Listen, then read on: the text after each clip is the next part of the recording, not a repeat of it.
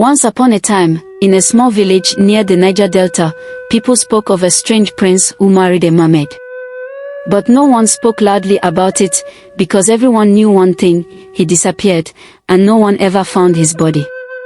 The prince, Daniel, was the bravest in the land.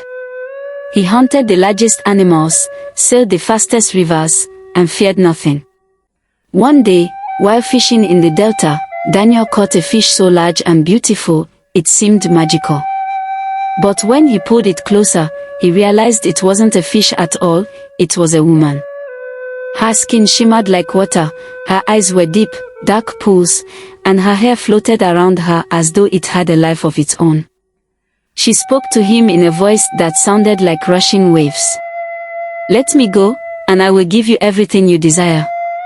The prince, curious and smitten by her beauty, agreed. From that day on, every time Daniel returned to the river, the mermaid appeared.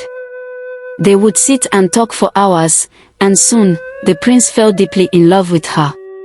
Despite warnings from the village elders, who whispered of the ancient spirits of the water, Daniel made the mermaid his bride. They married in secret, under the moonlight at the water's edge.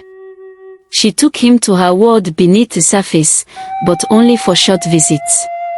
He always returned home by morning, unharmed, but with a distant look in his eyes that unsettled the villagers. Weeks passed, and Daniel began to change. He became quieter, his once bright eyes dull, and his skin grew pale.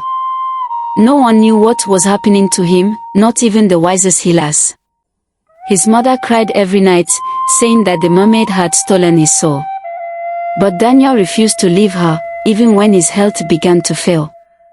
One stormy night, Daniel went to the river and never returned.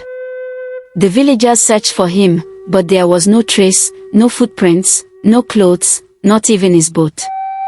Only his mother claimed to see something that night, a shadow in the water, something half human, half fish, dragging her son deeper into the river.